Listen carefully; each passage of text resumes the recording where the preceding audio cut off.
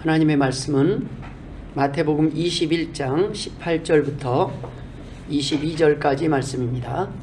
이른 아침에 성으로 들어오실 때에 시장하신지라 길가에서 한 무화과나무를 보시고 그리로 가사 잎사귀밖에 아무것도 찾지 못하시고 나무에게 이르시되 이제부터 영원토록 내가 열매를 맺지 못하리라 하시니 무화과나무가 곧 마른지라.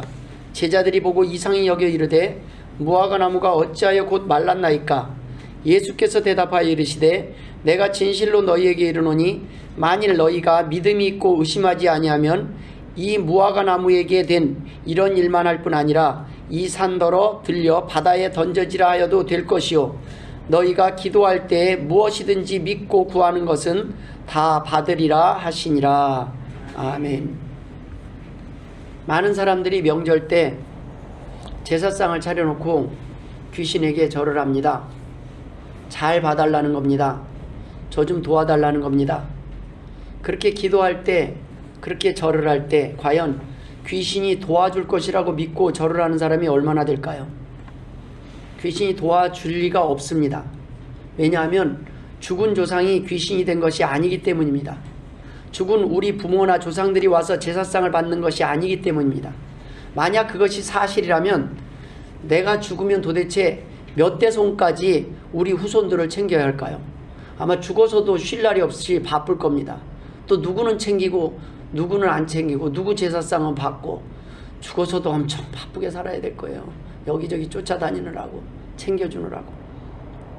죽은 조상들에게 잘하라고 만든 제사가 아니라 살아있을 때 힘이 없을 때 홀대하면 내가 죽어서 힘을 갖게 된다면 꼭 복수할 테니 살아있을 때 산 사람 힘없다고 무시하지 말라는 다잉 메시지인 겁니다. 협박이에요, 협박. 제사 잘 지내라. 죽어서 내가 와서 먹겠다는 얘기가 아니라 너 살아있을 때 나한테 잘못하면 내가 죽어서 내가 기운이 회복되고 내가 다닐 수 있을 때 내가 가만두지 않을 수도 있다. 기억해라. 이런 다잉 메시지예요. 영화에서 보면 억울하게 역적으로 내몰려 죽어갈 때 마지막 다잉 메시지도 내 죽어 원기가 되어 이 원한을 꼭 갚겠다. 이렇게 말하는 이유도 마찬가지입니다. 그러나 하나님을 믿지 않고 억울하게 죽은 사람들은 도리어 할 수 있는 건 아무것도 없습니다. 도리어 우리의 원한, 우리의 답답한 건 하나님이 갚아주실 때 가능한 겁니다. 우리는 할 수 있는 게 없어요. 그래서 그렇게라도 소리 질러보는 거예요. 제발 나 좀 살려줘. 이런 말이에요, 사실. 너희들 나 이렇게 죽이면 안 돼. 그때서야 하늘이 무섭지 않냐고 말하는 거예요. 하늘이. 여태껏 찾지 않던 하늘을 그때 찾는 거예요. 명절은 인간들의 연약함과 두려움을 이용하여 영적 존재, 사단의 종들, 귀신들이 장난치기 딱 좋은 날, 바로 그날이 명절인 것입니다. 여러분, 제사 안 지내는 걸 두려워하는 것은 귀신 때문이 아니라 사람들 이 말 저 말 그 말이 무섭기 때문입니다. 그냥 아우 귀찮아 그냥 내가 차려주고 말지. 사람들한테 차리는 거예요. 불신자들은 귀신이나 사람 눈치 보면서 헛된 곳에 절하며 의지할 때 우리는 귀신에게 절하지 않고 하나님께 예배드리는 것이 복받는 길이라고 믿습니다. 그래서 우리는 하나님 앞에 나와서 예배하는 자들입니다. 우리는 1년에 한두 번 몇 번 와서 제사 드리는 사람들이 아니에요. 날마다 예배할 수 있고 날마다 기도할 수 있고 날마다 하나님께 구할 수 있는 사람들이 우리들입니다. 1년에 몇 번 제사장 쳐놓고 인사를 주고받으면서 잘 봐달라고 그렇게 몇 번의 기도 와서 그때만 와서 기도 들어주는 그런 귀신들이 아니라는 겁니다. 우리 하나님은 언제든지 우리가 필요할 때 우리의 예배를 받으시고 우리의 제사를 받으시는 분임을 믿으시길 주의 이름으로 축원드립니다. 하나님 앞에 영적 제사를 드릴 수 있어야 되는 거예요. 그것이 바로 믿음의 제사입니다. 우리는 필요할 때만 하나님을 찾는 것이 아니라 날마다 삶 가운데에서 별거 아닌 시시콜콜한 이야기까지 나누면서 하나님을 의지하고 하나님과 대화하는 부모와 자녀의 관계예요. 이건 꼭 들어주셔야 됩니다가 아니라 그냥 갔다 와서 시시콜콜한 얘기들 하는 거예요. 하나님 나 이거 오늘 불편했어요. 오늘 만난 사람 아주 진상이었어요. 뭐 이런저런 그냥 하는 거예요. 내 속이 뒤집어질 뻔했어요. 욕 봤다 했었다. 나 오늘 학교에서 공부하는데 됐다 힘들었어요. 이해가 안 되고 같은 소리 또 듣고 근데 우리 선생님 좀 그 자리에 왜 왔는지 궁금해요. 은사가 아닌 것 같아요. 뭐 이런 학생들도 있어요. 선생님 잘못 만나면 아주 아이들이 힘들어요. 그 1년을 망치고 나면요, 그 다음에 쌓지를 못해요. 이런 힘든 이야기들, 우리만 힘든 게 아니라 애들도 힘들고 노인이나 뭐 어른이나 젊은이나 다 힘든 게 있어요. 근데 그 힘든 걸 얘기할 데가 없어서 오늘날 이 세상의 병들이 점점 심해지는 거예요. 이걸 어딘가 얘기할 때가, 그럼 얘기할 때는 많잖아요. 아내도 있고 자녀도 있고 다 있는데 얘기하면요 싸움 나요. 아, 나는 풀자고 한 얘기인데 이게 꼬여요. 이해를 했으면 좋겠는데 오해를 해요. 아, 알아들을 것 같은데 못 알아들어요. 내 말은 그게 아닌데 다른 말로 알아들어요. 이런 사람들 대화하다가 그냥 아우 됐어. 그리고 우리가 하나님 앞에 나와서 하나님 앞에 예배하는 거예요. 하나님, 나 답답해요. 그거 하나로 끝나는 거예요. 하나님, 나 억울해요. 그거 하나로 끝나는 거예요. 그 시간이 바로 우리의 예배 시간이요, 우리가 제사 드리는 시간이에요. 우리는 날마다 언제 어디서든지 하나님 앞에 제사 드릴 수 있습니다. 우리는 구하는 것은 다 받을 수 있는 자격이 있는 사람들입니다. 하나님의 상속자요, 하나님의 자녀라고 말씀하셨기 때문입니다. 요한일서 1장 12절에 영접하는 자, 곧 그 이름을 믿는 자들에게는 하나님의 자녀가 되는 권세를 주셨으니, 이 믿음이 없거나 이 사실을 몰라서 하나님의 능력을 경험하지 못하고 쉽게 갈 수 있는 길을 아주 어렵게 우리의 힘으로, 스스로의 힘으로 해결해 보려고 끙끙거리며 살아가는 것을 옆에서 본다면 얼마나 안타까운 일입니까? 예? 영벽 집사님, 전화 한 통 하면 될 일을 TV가 고장이 나서 AS를 불렀어요. 왜 저한테 전화라고 제가 여러 번 얘기했는데, 목사님께 죄송해서요. 제가 그 소리를 듣고 얼마나 답답했는지 몰라요. 이런 답답한 일이 있습니까? 그냥 전화 한 통 하면 그냥 해결될 일을, 이게 정말 목사님을 위하는 일입니까? 하나님 바쁘시니까 제가 알아서 하겠습니다. 목사님 바쁘시니까 제가 알아서 하겠습니다. 저를 위하는 것 같은데 제가 속이 터져요. 쉬운 길을 돌아가는 재주가 있어요. 또 한 번은 세탁기를 바꿨대요. 멀쩡한 세탁기. 나가지 않을 돈 나가서 코드 하나, 그거 하나, 별거 고장난 게 아니에요. 코드가 문제 있는 그거를 세탁기가 고장난 줄 알고, 그래갖고 세탁기, 멀쩡한 세탁기 바꾸고 나서야 저한테 고백을 합니다. 예. 뒤에는 나중에 식사하면서 이러더라고요. 제가 목사님 11조를 제대로 안 했더니 그만큼 하나님께서 단번에 걷어가신 것 같다고, 이제 11조 꼭 하겠다고. 여러분, 우리가 쉽게 살아갈 수 있는 것을 어렵게 살아가는 그런 사람들이 바로 우리입니다. 남의 얘기가 아니라. 하나님께 기도하면 되고 그냥 하나님께 도움 청하라고 했는데 청하지 않는 거예요. 그냥 내 힘으로. 왜요? 뭔가 이 고집이 있어요. 우리가 꼭 진짜 죽을 사람은 죽을 길 찾아간다고, 분명히 이쪽을 왜 못 봤지? 우리 옆에선 다 보여요. 근데 그 사람만 못 보고 그걸 선택해요. 기어코 그 길을 선택하고 기어코 해내요. 기어코 거기다가 투자하고 기어코 거기다가 하지 말라는 거 꼭 하지 말라는 짓을 하네요. 못 말려요. 이거는 닥치면 못합니다. 미리 준비해야 돼요. 미리 믿음을 준비하고, 미리 준비시켜도 두 번이나 연속을, 연집사님 아주 2번이나 제발 전화 좀 해서요. 예, 제가 그럼 방법은 가르쳐 드릴게요. 제가 못 가더라도 괜찮아요. 밤 12시라도 괜찮다 이거예요. 저한테는요 24시간 전화하셔도 돼요. 제가 못 받는 한이 있더라도 그건 어쩔 수 없어요. 뭐 깊이 든 거는. 그런데 제가 깨 있는 한 받습니다. 또는 자다가 듣는 한 일어나서 받아요. 절대 뭐 잠결 해도 괜찮아요. 여러분 때문에 시험 안 들어요. 짜증 안 내요. 24시간 열려 있어요. 예, 언제든지 여러분 급할 때는 전화할 곳이 있어야 됩니다. 우리는 하나님께 구하여 복을 받아 누리며 사는 것이 가능한 하나님의 자녀들입니다. 그런데 그 길을 선택하지 않는 것은 참으로 미련한 짓입니다. 미련한 행동이에요. 그렇기 때문에 우리가 이 구하여도 받지 못하는 그러한 삶을 살아가는 거예요. 아니, 구하지도 않는 거예요. 우리는 왜 하나님이 주시고자 하는 이 복을 받아 누리지 못하는 걸까요? 구하면 누구에게나 주신다고 했는데, 누구에게나 응답하신다고 그랬는데, 그 첫 번째 이유는 바로 입만 무성하기 때문입니다. 우리는 입만 무성하지 않는 믿음을 가져야 돼요. 입만 무성하고 열매가 없는 믿음, 교회는 오래 다녀도 열매가 없는 믿음을 가지고 있을 때, 오래 하나님과 아는 사이가 아니라 오랫동안 얼마나 자주 밥을 먹고 돈독한 관계를 맺었느냐가 중요하다는 겁니다. 하나님을 나 잘 알아. 그러나 그 하나님과 나 자주 이런 시간들을 가져. 하나님과 교제를 해. 하나님과 나 같이 이런 은혜가 있었어. 하나님과 나 이런 추억거리가 있었어. 이런 스토리가 있냐는 거예요.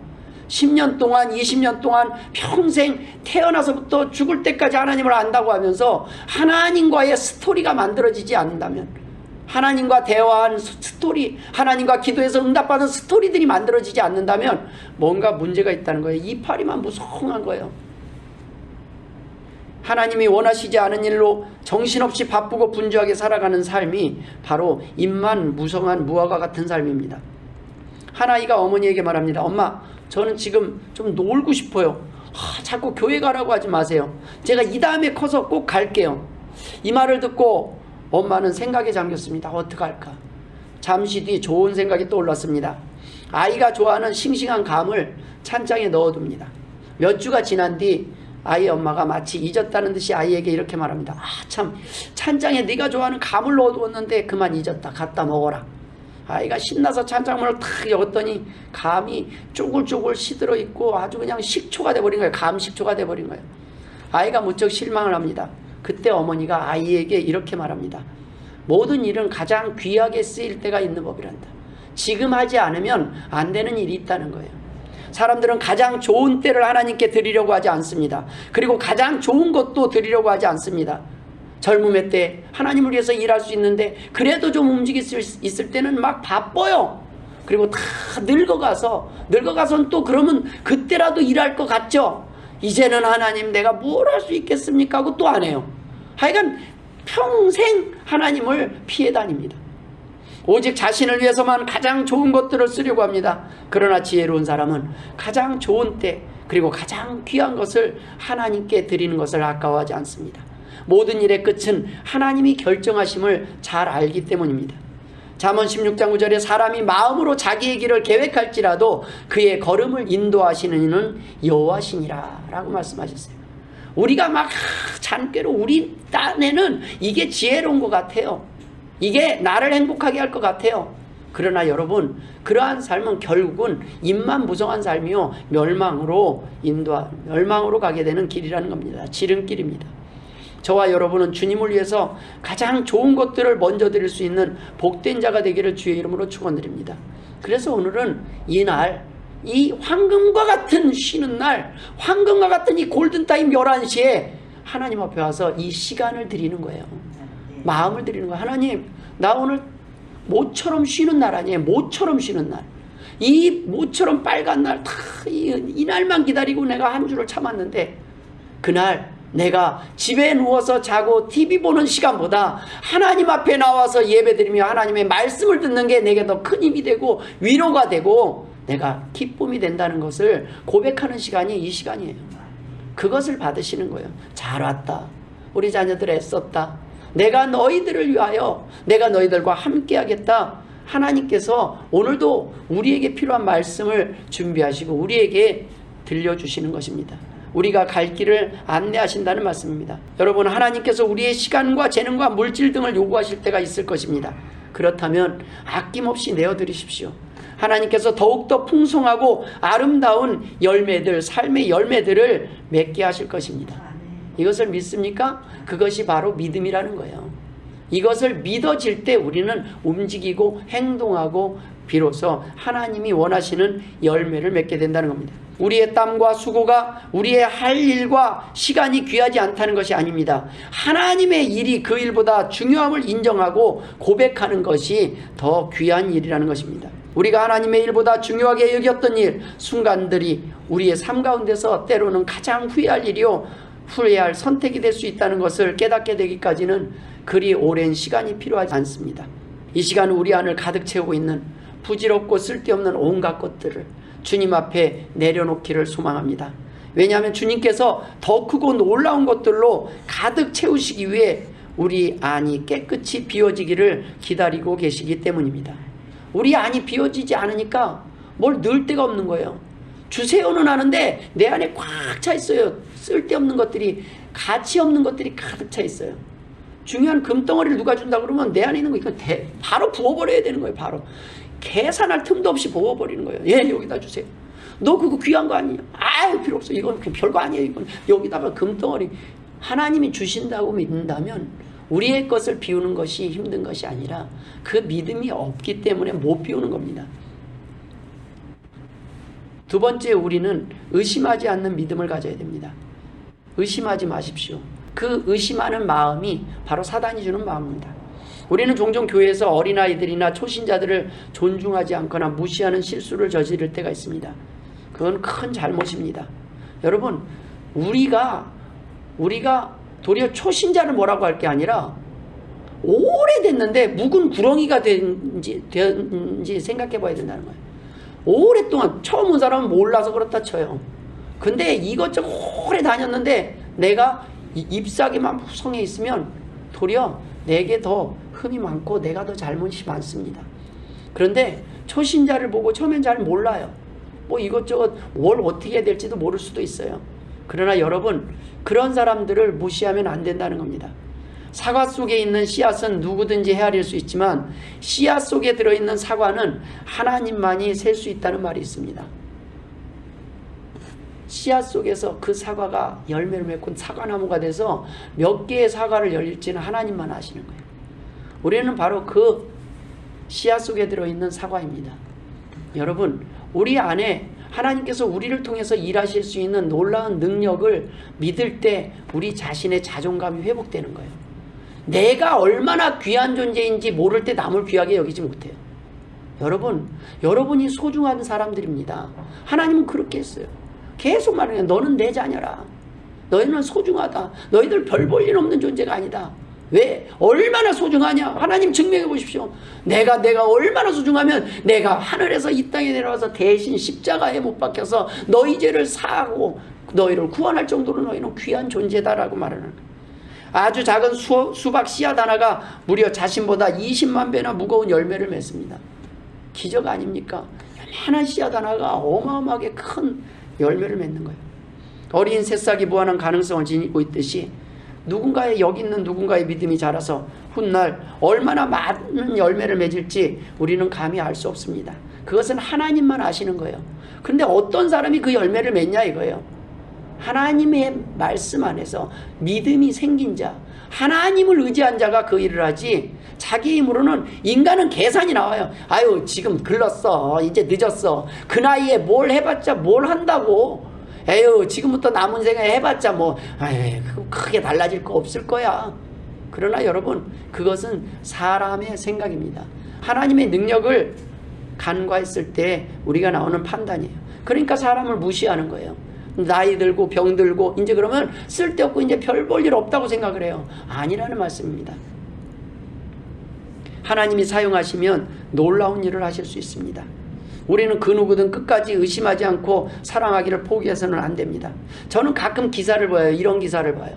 평생 폐지를 주어서 모은 할머니가, 또는 평생 김밥을 말던 할머니가 평생 그걸 쓰지 않고 다 모아뒀다가 죽기 전에 장학금으로 기탁을 하는, 무슨 행동인지 아십니까?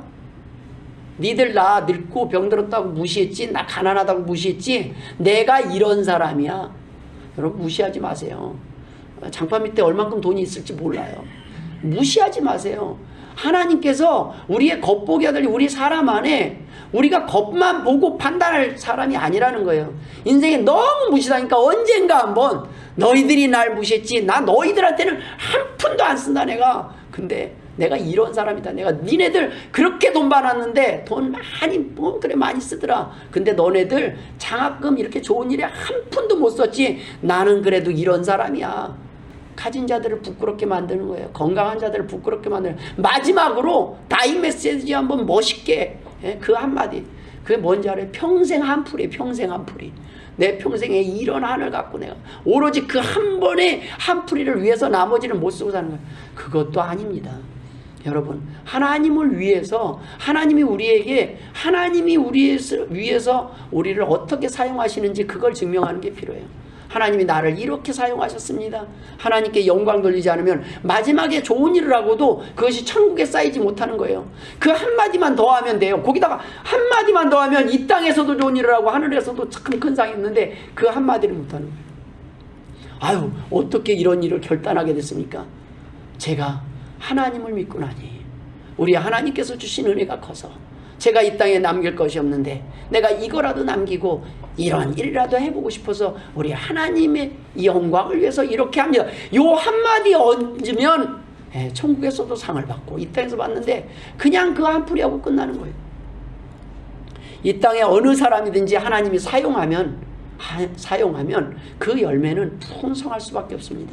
근데 이 하나님이 사용하는 사람이 어떤 사람이냐? 깨끗한 그릇이요, 하나님을 믿고 하나님 앞에 믿음으로 구하는 백성들이라는 거예요. 하나님을 믿고 하나님을 의지하는 사람에게 하나님은 그를 사용하신다는 말씀입니다. 우리는 그 누구도 의심하지 않고 끝까지 사랑해야 합니다. 누군가를 사랑하다 우리가 지치는 이유는 사람을 믿지 못하는 것이 아니라 그 사람과 하나님이 함께 하신다는 그 하나님의 전능하심을 믿지 못하기에, 그 끝없는 사랑을 믿지 못하기에 우리가 지쳐서 포기하는 거예요. 하나님은 포기 안 했는데 내가 포기하는 거예요. 근데 내가 포기하는 이유를 하나님께는 변명할 수가 없어요. 그러니까 누구예요? 그 사람 탓을 해요. 나 하는 데까지 했어. 나 이만큼 참았어. 나 이만큼, 난 더 이상은 못해. 이건 세상 누구에게 말해도 다 이해할 거야. 사람에게서 변명거리를 찾는 거예요. 왜요? 사람은 엄청나게 많은 변명거리를 제공하고 있어요. 항상 살면서. 저는 뭐 없을 것 같아요? 여러분, 저한테서 오늘 찾으려고 그러면, 아유, 목사님, 설교를 좀 깔끔하게 못 하시네. 뭐, 여러 가지 뭐 찾을 수 있어요. 아유, 한 소리 또 하시네. 뭐, 이런 여러 가지 찾을 수 있어요. 이왕이면 좀 더 재밌게 하실 수 있는데, 뭐, 이럴 수도 있고요. 여러 가지들 얼마든지 찾을 수 있습니다. 그걸 핑계할 수 있어요. 그러나 여러분, 하나님을 믿으십시오.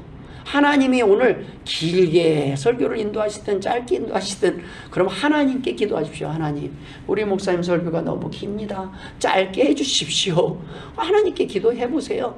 그러면 짧은 설교를 또 하나님이 준비하실지, 그래도 길게 하면 이 부족한 좀 바꾸고 다른 사람 또 짧은 설교 하시면 또 그럼 한쪽에선 기도할 거 아니에요. 하나님 좀 길게 했으면 좋겠어요. 너무 짧고 아쉽네요. 영화는요 3시간 4시간 아바타 몇 시간짜리예요. 아이고, 그거 가서 중간에 배고파서 중간에 휴식 시간도 있고, 배너가 제일 길었었는데 그보다 더 긴 영화가 나온 거예요. 돈 안 아깝겠어요. 그쵸? 길어서. 근데 잔대요. 사람들이 하다가 다 보다 잔대요. 너무 길어서. 어느 정도까지 가다가 중간에 잠이 든답니다. 여러분, 하나님의 말씀에 관심이 있으면 잠이 오는 것이 아니라 그 말씀 시간이 짧아요. 드라마 1시간을 후딱 가는데 예배 시간에 설교는 10분, 20분, 조금 더 짧게, 얼만큼 더 짧아지면 은혜가 될지 모르겠지만 여러분, 이왕이면 사모하고 쫄쫄 굶은 상태에서 오면은 얼마나 단지 몰라요. 하나님이 여러분 평상시에 충분히 먹이셔가지고 여러분이 여기 오니까 좀 배가 부른 것 뿐이에요. 저는 우리 집 개를요, 저녁에는 1스푼, 아침에는 2스푼을 줘요. 어제부터 그랬어요. 왜 그런가 했더니 저녁엔 자잖아요. 근데 이 녀석들이 밥 귀한 줄을 몰라요. 좀 조금씩 냉기더라고요. 그래서 저녁에 줄였어요. 그때 아침에 참 감사하고 먹는 것 같아요. 조금 맛있게 하는 거 쉽습니다. 여러분, 눈물 펑펑 흘리면서 목사가 설교 하나도 안 해도 시작하는 나 주의 도움 받고자 주의 숲께 옵니다. 찬양만 하는 소리만 들어도 내 눈에 눈물 펑펑 쏟게 할 수 있는 건 하나님이 얼마든지 할 수 있어요. 여러분, 이 자리에 나오지 말라 그래도 먼저 나와서 이 자리에서 기도하겠다고 할 수 있는 건 너무나 쉽습니다. 여러분, 진짜 힘든 사람들은 이렇게 주일날까지 못 기다리더라고요. 평일날 목사님 여기 문 좀 열어주세요. 저 기도 좀 하고 갈게요. 부탁을 하더라고요. 여러분, 그런 환경으로 하나님이 내치실 줄 몰라서가 아니라 하나님이 우리를 사랑하셔서 또 한 번 기회를 주고 계시는 겁니다. 우리는 도리어 하나님을 믿지 않고 하나님을 의지하지 못하기 때문에, 의심하기 때문에 우리가 이런 생각들을 가져요. 설마 기도한다고 되겠어? 할 수 있거든? 아유, 들어주시면 좋고 아님 말고, 이런 것이 우리의 믿음이 될 때가 있습니다. 그러면 주님은 뭐라 그래요? 할 수 있거든이 무슨 말이냐? 믿는 자에겐 능히 하지 못할 일이 없느니라. 그러자 내가 믿나이다, 나의 믿음 없는 것을 도와주소서라고 요구가 바뀝니다. 주님, 나를 도와주옵소서. 하나님이 할 수 없는 것이 아니라 내가 믿음이 없다는 걸 인정할 때 하나님이 나를 통해서 일하시기 시작한다는 말씀입니다. 근데 그 인정을 할 때 일이 시작되는 거예요. 하나님, 나는 할 수 없습니다. 도와주세요. 그래? 그러면 이제 내가 움직여요. 그럼 분명히 이제부터 하는 건 내가 하는 거다. 근데 그렇지 않으면요, 자기가 하면서 이렇게 하나님이 도와주셨는지 내가 해결한 건지 이걸 선이 분명하지 않아요. 하나님 그거 깔끔하길 원하세요. 애매한 선을 원하시지 않아요. 하나님이 하셨습니다. 이 고백을 하기를 원하신다는 거예요. 그때 하나님의 능력이 나타난다는 말씀입니다. 하나님께서는 마가복음 9장 29절에 기도 외에 다른 것으로는 이런 종류가 나갈 수 없느니라. 제자들이 왜 우리는 그 귀신을 쫓아내지 못했습니까? 예수님께 물었을 때 예수님이 그런 거예요. 기도해라. 너희 안에 의심이 있으면 안 된다. 그 베드로조차도 그 많은 기적을 보았지만 풍랑이를 걷게 해달라고 해서 다 걸어요. 걷고 막 몇 발자국 갈아요. 믿고 막 몇 발자국을 걷는 거 성공합니다. 그러자 풍랑이 오고 바람이 오니까 다시 빠져들어가요. 그러자 주님이 딱 전곡을 찔러요. 왜 의심하였느냐. 베드로의 속으로 하는 거야. 너가 왜 빠졌냐? 빠진 건 뭐냐면 풍랑 속에서 너가 지금 걸을 때 바다 위를 걷는데 물 위를 걷는데 풍랑이 오니까 여기에서 주님께서 지켜주시고 하나님 지켜주신다는 것을 믿지 못한 거예요. 의심한 거예요. 나 죽으면 어떡해? 그 순간 죽어버리는 거예요. 하나님께서 우리를 살리심을 믿으시길 주의 이름으로 축원드립니다. 하나님께서 허락하셔야 죽기도 하고 살기도 하는 거예요. 내가 로또 당첨되게 해달라고 기도한다고 들어주시겠어? 라고 말할 수 있습니다. 근데 이 말은 하나님께서 내가 원하는 것을 조건 없이 무엇이나 들어주겠어? 라는 생각이 그 안에 깔려 있습니다. 하나님은 내가 원하는 것을 들어주시는 분이 아니라 내게 유익한 것을 들어주시는 분입니다. 내게 유익하지 않으니 들어주시지 않는 것뿐입니다. 지금 내게 유익하지 않은 것, 내게는 지금 독이 되는 것들을 들어주시지 못하는 것입니다. 능력이 없어서가 아니라 우리가 이미 우리의 구하는 것들이 하나님이 들어주실 이유가 없는 것들, 쓸데없는 것들만 구하는 것을 알기 때문에 우리 스스로가 아니까 구하지 못하는 거예요. 구해봤자 내가 지금 내 안에 딴 주머니 찰 걸 다 생각하고 있는 걸 하나님이 아십니까?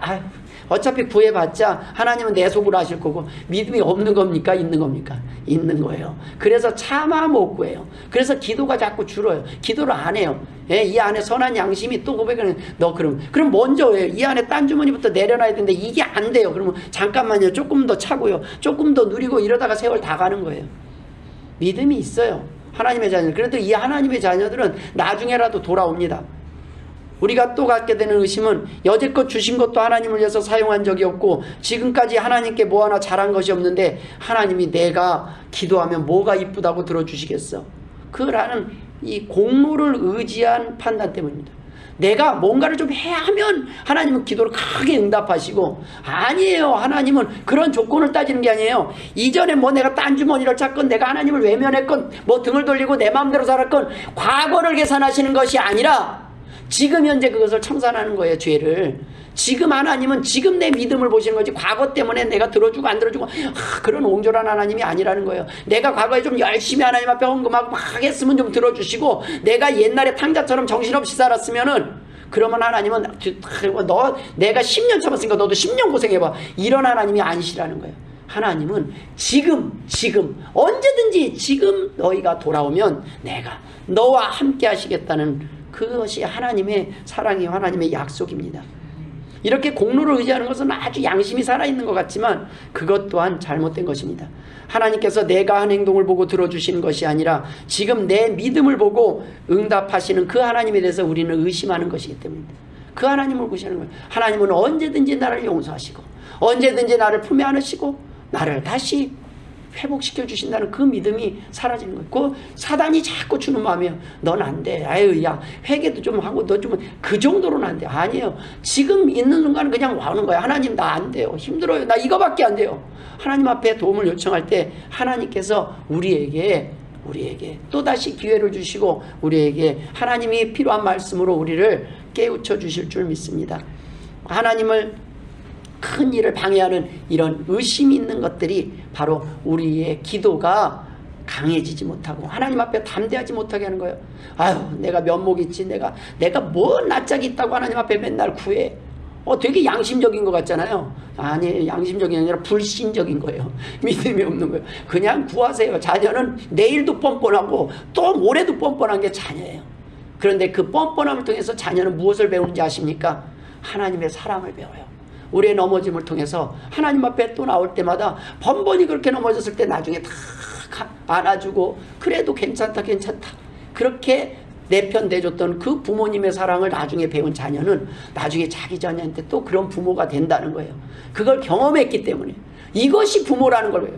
그런데 그냥 뭐만 하면 넌 이거밖에 못했냐고 맨날 내가 반에서 1등 했더니 전교 1등 못하냐고, 또 전교 1등 했더니 너는 남들 다 가는 그 인서울도 못하냐고, 인서울 했더니 또 사보도 안 가냐고. 죽을 때까지 그냥 어머님이 죽기만 바라는 거죠. 언제 죽어야 저 잔소리가 끝나나. 그냥 도리어 내가 나를 한 번도 귀히 여겨주지 않았을 때 내 아내는 나도 귀한 사람이라고, 나도 좀 이 세상 사람들이 다 무시해도 엄마만큼은 너는 귀하다고, 너는 세상의 무엇과라도 바꿀 수 없다고 이렇게 누군가 말해주는 사람을 기다렸는데 그 기다림을 우리는 실망하고 나니까 우리가 결국 우리의 자존감이 그런 곳에서 약해지고 상처를 받는 겁니다. 그러나 우리는 하나님은 어떻습니까? 하나님은 언제든지 왔구나. 그래 잘 왔다. 그래 오늘 좀 쉬어라. 또 조금 놀다 그 감자 또 쪼르르 나가요. 또 사고 치고 쪼르르. 이걸 왔다 갔다 하면서 성장하는 거예요. 성장하는 거예요. 우리의 연약함을 하나님 앞에 고백할 때 이제 철이 들면 하나님 내가 잘났다고 이것저것 다, 그래서 젊어서 이것저것 다 해본 사람이요 나중에 예수 한번 딱 믿으면요 딴짓을 안 해요. 해볼 거 다 해봐갖고 시시해서 안 해요. 뭐 이것저것 다 해봤는데 아이고 그거 다 해봤어. 그거 별거 없어. 근데 그거 안 해본 사람은 내가 착한 것 같기는 한데 마음은 항상 요것도 한번 해보면 저것도 요거 쳐다보느라고 그냥 좌우 쳐다보느라고 마음이 항상 딴 데가 있어요. 여기 와 있다고 의인이 아니요 밖에 있다고 죄인이 아닙니다. 여러분 하나님 앞에 나오는 사람이 의인인 됨을 믿으시길 주의 이름으로 축원드립니다. 하나님의 자녀가 의인이 되는 거예요. 예수의 공로로. 마지막으로 세 번째, 우리는 제한하지 않는 믿음을 가져야 합니다. 무엇이든지 믿고 구하는 것은 다 받으리라 라고 말씀하셨습니다. 하나님의 능력은 제한하면 안 된다는 거예요. 어떤 사람이 다음과 같은 질문을 합니다. 비 오지 않기를 기도하는 거나 또는 비 오기를 위해 기도하는 것이 성경적인 기도입니까? 그리고 막 고민하다가 이런 결론을 내렸어요. 이렇게 기도하는 것은 주술적이고 기복적인 것이므로 그런 기도는 하지 말아야 한다고 결론을 지었습니다. 이 사람은 이성적으로 판단한 거예요. 성경을 읽어보지 않고 성경에 어떤 내용이 기록되어 있는지 모르기 때문에 결론을 이렇게 내는 거예요. 에이 그거는 뭐 그냥 이성적이지 않아. 여러분 하나님은 비만 멈추고 오게 하는 분이 아니라는 거예요. 하나님은 태양도 멈추게 하신 하나님이 그걸 기록해 놨다는 얘기는 하나님이 주장하시는 거기에 하나님의 능력에 제한이 없다는 거예요. 여러분 비 오기를 위해서 기도할 수 있습니다.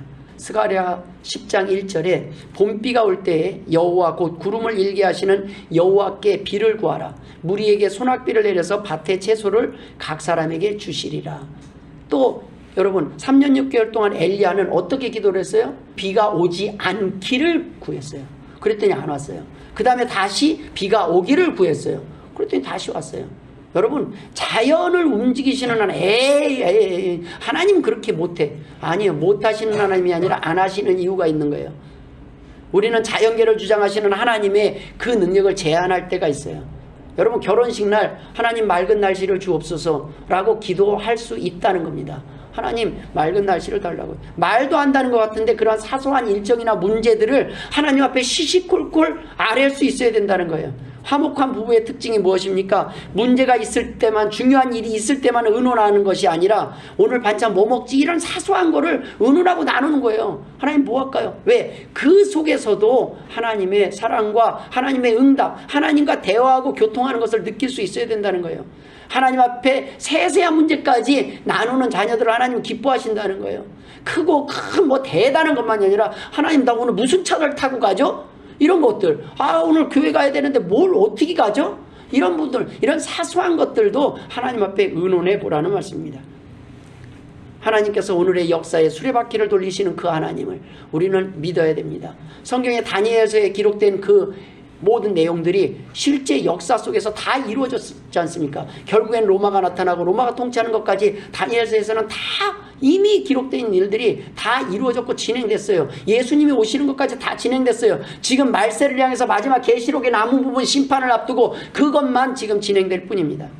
그런데 우리는 하나님의 뜻과 그 주권을 제한하는 그러한 불신앙적인 태도로 살아갈 때가 있습니다. 그러한 것이 우리의 능력, 우리의 삶의 능력을 제한한다는 것입니다. 막연하게 기도하면 하나님은 막연하게 응답하시고 구체적으로 기도하면 구체적으로 응답하신다는 말이 있습니다. 여러분 애매하게 기도하면 또 하는데 애매하게 응답하시고 하나님 요거 나 딱 이렇게 저도 그렇게 기도한 적이 있어요. 딱 구체적으로 주셔요. 우리가 구체적인 그런 확신이 필요할 때가 있어요. 그걸 통해서 우리는 기도하는 자가 되기 때문에 그러나 그러한 것들조차 이런 기도도 저런 기도도 안 하다 보면 하나님을 경험할 수 있는 방법은 없습니다. 여러분 우리는 기도는 작은 기도 작은 응답이 없습니다. 모든 기도는 전능하신 하나님이 응답하시는 그 기도라는 말씀입니다. 대통령이 죽어간 시기는 보통 시기가 아닙니다. 인기 스타가 종이에 해준 사인 한 장이 보통 종이입니까? 아니요, 그건 특별한 종이에요. 가치가 있어요. 사인 하나가 누가 했느냐에 따라 그 종이는 그냥 별거 아닌데 사인볼 하나가 나중에는 어마어마한 돈의 가치를 갖더라고요. 별거 아니지만 거기에 누가 사인했느냐에 따라 그 공의 가치는 달라지는 거예요. 여러분이 하나님의 것이 되면 여러분은 존귀한 자가 되는 거예요. 하나님이 여러분을 챙겨주시고 하나님이 여러분의 삶 가운데 역사하실 것이기 때문입니다. 이번 대신방 기간이 얼마 남지 않았습니다. 어차피 매일 새벽 예배도 드리고 주일 예배 드리는데 1년에 한 번 더 가정에서 예배를 드린다고 무엇이 달라질까요? 전 달라진다고 확실히 믿습니다. 여러분 제가 대통령을 TV로 보고 광장에서 유세장에서 만나거나 이렇게 여러 사람 있는 곳에서 간담회를 통해서 함께 만나는 것과 대통령을 우리 집에 모시고 식사 함께 하는 거랑 똑같습니까? 아니에요. 하나님 앞에 우리 집을 오픈하는 거예요. 우리의 삶을 오픈하는 거예요. 우리의 아픔을 오픈하는 거예요. 우리의 마음을 오픈하는 겁니다. 왜냐하면 하나님은 대통령도 해줄 수 없는 일들을 하실 수 있는 분이라고 저는 믿기 때문입니다. 이 믿음의 고백이 결과가 그 신방입니다. 대신방은 여러분의 집이 잘 살고 깨끗하고 부지런한 것을 보여주라는 것이 아닙니다.